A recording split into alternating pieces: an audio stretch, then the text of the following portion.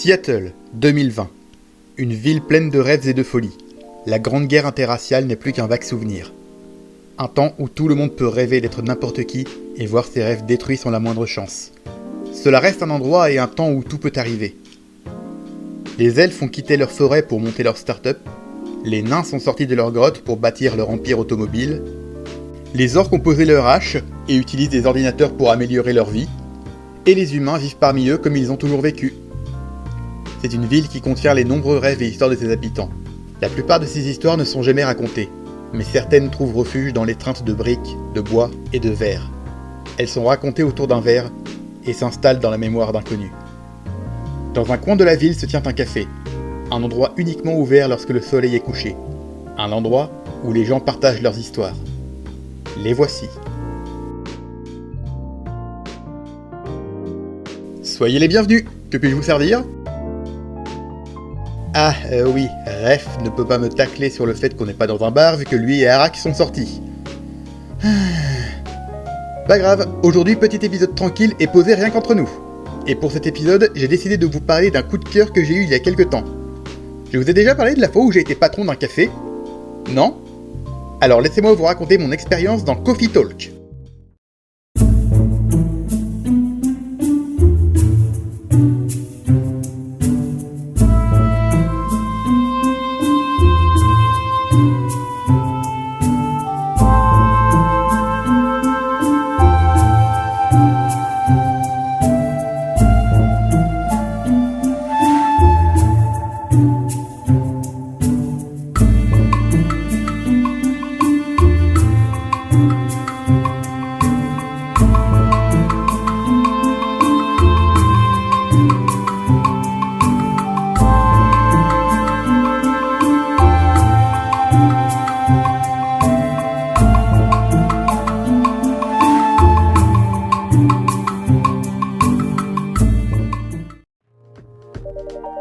Coffee Talk est un jeu indépendant disponible sur Steam, PS4 et Switch, dans lequel on incarne un barista patron d'un café à Seattle dans un monde où humains et créatures mythiques cohabitent.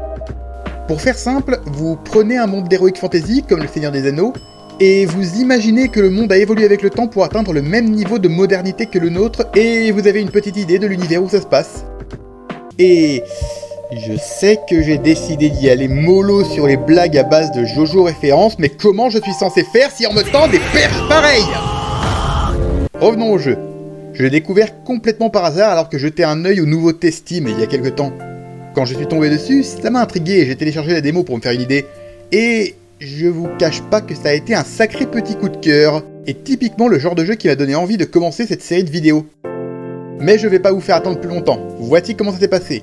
La première chose à faire consiste à nommer son barista, et normalement, si vous avez bien suivi le Game of Quest 12, vous savez ce qui se passe à ce moment-là.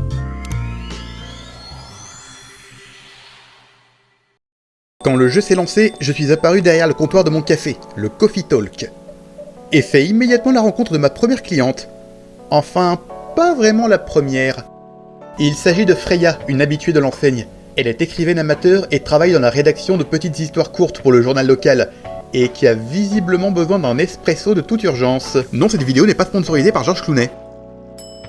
Après avoir reçu sa boisson, elle m'a raconté avoir réussi à convaincre une grande maison d'édition de la laisser écrire et publier un roman dans leur agence, à condition qu'elle arrive à écrire un premier ouvrage dans un délai de 1 mois. Peu après, 2 autres clients finissent par arriver, Lua, une succube, et son petit ami elfe, Bailey, s'étant donné rendez-vous ici pour boire un verre. Malheureusement, la conversation porte très vite sur leur situation amoureuse, les parents de Bailey refusant catégoriquement que leur fils vive avec une succube et menaçant de le déshériter et lui supprimer ainsi son immortalité s'il poursuit dans cette voie. Bien que Bailey soit prêt à quitter sa famille pour elle, Lua quant à elle ne veut pas que Bailey coupe les ponts avec les siens au risque de regretter plus tard à cause d'elle. La discussion vire rapidement à la dispute et Lua finit par s'en aller, laissant Bailey seule. Le jour suivant commence par un article de journal parlant d'un virus qui se répand dans le monde et qui a peut-être atteint... Une seconde, il est sorti quand ce jeu ? Le 28 janvier 2020 ? Donc la démo a dû sortir quelques mois avant. Donc peu de temps avant... Avant... Oh mon Dieu, il savait! Blague à part, il est temps d'ouvrir mon café. Pendant les heures de couvre-feu, mais chut. Bien entendu, Freya est la première à débarquer et à trouver une idée pour son roman. Elle compte s'inspirer du Coffee Talk et des histoires qui s'y racontent. Un peu plus tard arrive Georgie, officier de police faisant une pause dans sa patrouille et également habitué du café. Puis un troisième habitué, Gala, un loup-garou travaillant à l'hôpital, et son ami Hyde, un vampire mannequin. Tous réclamant une boisson chaude pour se changer les idées en discutant. Les jours s'enchaînent et avec eux les rencontres avec de nouveaux personnages et leurs propres intrigues, tous plus attachants les uns que les autres, et à qui il faudra leur offrir la bonne boisson pour les aider à se détendre. Voilà comment ça fonctionne. Lorsqu'un client réclame une boisson, il faut, avec ses indications, déterminer les 3 ingrédients nécessaires pour la réaliser. Parfois, il sera nécessaire d'être très attentif à leurs propos pour trouver les indications. Il faut parfois même choisir les ingrédients dans un ordre précis pour obtenir la boisson attendue. Une fois la boisson prête, s'il y a du lait dans la composition, il est même possible de faire du latte art, c'est-à-dire un dessin fait avec du lait sur la surface de la boisson. Et sans vouloir me vanter, je suis plutôt doué. Regardez, c'est pas beau ça? Ça c'est du latte art. Oh, pourquoi moi j'y arrive pas? Pour être plus précis, pour chaque commande, on a le choix entre 5 bases, dont l'un d'eux sera forcément le premier ingrédient, à savoir le café, le thé vert, le chocolat et le lait. Ce dernier étant le seul à aussi faire partie des ingrédients secondaires parmi lesquels se trouvent le gingembre, la cannelle, la menthe, le citron et le miel. Nous avons aussi l'interface permettant de déterminer les statistiques de la boisson pour être davantage certain de respecter les critères du client. Et chaque combinaison de 3 ingrédients crée une boisson différente. Par exemple, l'expresso s'obtient en mettant 3 fois du café. Utiliser du chocolat, du lait et du miel donnera un Shokobi Miyodoku. Oui, je parle très bien japonais. Le thé, le citron et la cannelle donnent un thé russe, etc. Le latte art est optionnel. À vrai dire, je crois qu'on ne m'en a demandé qu'une seule fois. Comme je le disais, chaque personnage a sa propre trame narrative comme Freya et son projet de roman, ou le couple de Bailey et Lua. Nous avons par exemple aussi Gala qui est à la recherche d'une boisson pouvant calmer ses pertes de contrôle les soirs de pleine lune. Ou encore Rachel, la Nekomimi qui est tout juste majeure et travaillant comme star sur scène, et qui a des problèmes avec son ancien manager de père qui ne peut pas s'empêcher de s'inquiéter pour elle. Ou encore Neil, l'extraterrestre venu sur Terre pour en étudier les méthodes de communication. Sans parler de Myrtle et Aqua, non pas celle-là, qui travaillent toutes deux dans l'industrie vidéoludique et qui vont se rencontrer et se rapprocher dans le café. Tous viendront au Coffee Talk pour nous faire part de leurs soucis, et il est de notre devoir de leur apporter le soutien nécessaire à l'aide d'une bonne boisson. Graphiquement, le jeu est sublime. Tout est en pixel art et les personnages sont tous superbement animés et tous très expressifs, ce qui les rend tous tellement vivants. Même l'ambiance générale du café, avec en arrière-plan la pluie qui tombe et les voitures qui passent visibles à travers la fenêtre. Les musiques sont sympas, mais vraiment discrètes et très répétitives, mais j'imagine que ça fait partie de l'ambiance. D'ailleurs, il est même possible de changer cette dernière depuis le téléphone, ce qui permet aussi de retrouver les recettes disponibles ou découvertes, ainsi que le profil de tous les clients qui défilent. Par contre, je sais pas si ça vient du jeu ou de mon ordinateur, mais j'ai l'impression que les textures bug pour certaines animations des clients. Je sais pas, j'ai l'impression que le mouvement perd tout à coup en fluidité. À ce moment-là, vous commencez sans doute à vous demander quand est-ce que je vais commencer à parler des événements que j'ai vécus, ou à parler plus en détail du gameplay. Eh bien pour le gameplay j'y viens. Pour ce qui est de la trame principale, eh bien au risque d'en surprendre, je n'en parlerai pas. Pour plusieurs raisons, notamment dû au fait que ça n'aurait rien de palpitant et que j'espère vous donner envie avec cette vidéo de tenter l'expérience. Pour en revenir au gameplay, eh bien malheureusement, j'ai dit tout ce qu'il y a à dire. En effet, Coffee Talk est un jeu de type visual novel. Pour les non-initiés, il s'agit d'un jeu dont le but premier est avant tout de raconter une histoire, par les dialogues et l'interaction entre les personnages, généralement à travers les yeux du joueur, ou plutôt dans ce cas, du lecteur. De ce fait, il en conserve ce qui est à mon sens le principal défaut du genre, le manque quasi total d'interactivité pour le joueur, ce dernier n'étant par conséquent plus un spectateur qu'un acteur des événements. Et le seul réel élément de gameplay réside dans la préparation des boissons. Ça gâche un peu l'interactivité et l'immersion.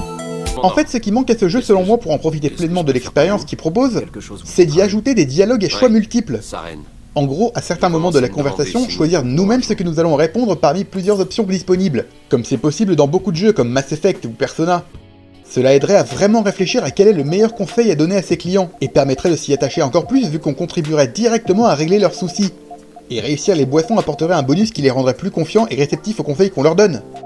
Je n'ai pas pu le vérifier, mais j'ai entendu dire qu'il y avait des fins différentes selon les intrigues et qu'on parvenait à résoudre ou non. Le jeu n'est ceci dit pas long, en 3 heures environ on en voit le bout. Mais si vraiment ça ne vous suffit pas, il y a également le mode infini se concentrant intégralement sur la préparation des boissons. On a d'abord le service libre, qui permet de tester les différents mélanges d'ingrédients disponibles et de les faire goûter à Freya pour avoir son avis. Même si j'ose pas imaginer l'indigestion qu'elle va devoir se coltiner après ça. Mais surtout, il y a le mode défi, où on doit servir les clients à la suite jusqu'à la fin du temps imparti, le but étant d'aller le plus loin possible en gagnant des secondes supplémentaires pour chaque commande respectée. Bon, j'ai dit que je ne parlerai pas plus de l'histoire, mais pour compenser, je pense que je peux vous partager quelques ressentis. Plus les jours passent, plus on en apprend sur les personnages. Chaque journée commençant d'ailleurs par un article de journal parlant de différents événements ayant lieu dans le monde. Parfois avec une certaine dérision.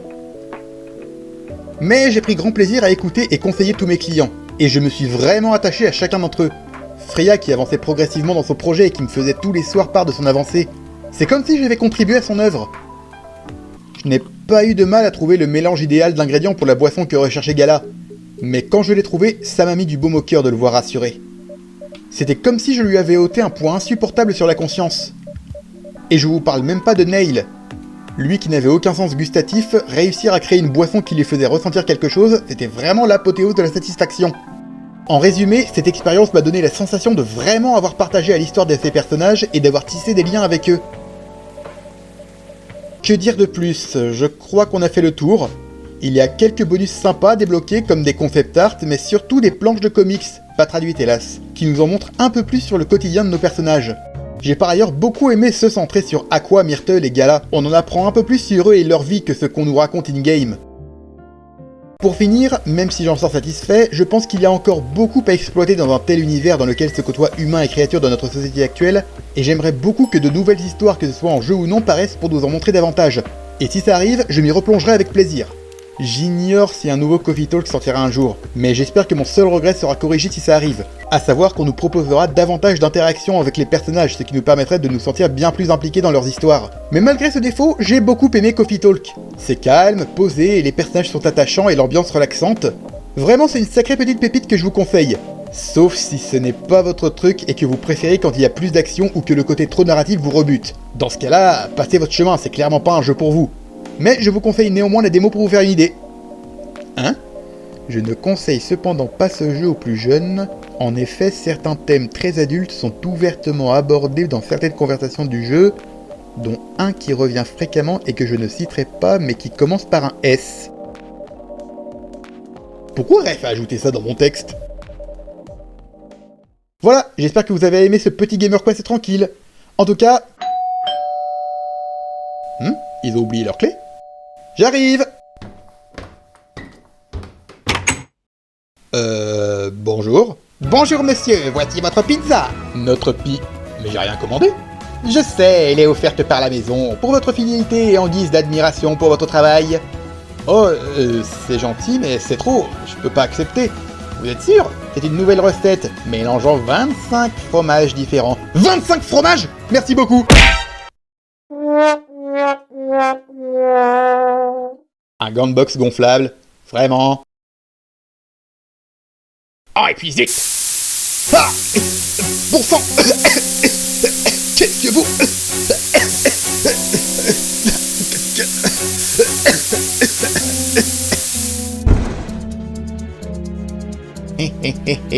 Enfin! Cette fois, personne n'est là pour t'aider, attentif! Les lourds! Ou alors c'est moi qui ai pas de force. Ah, zut!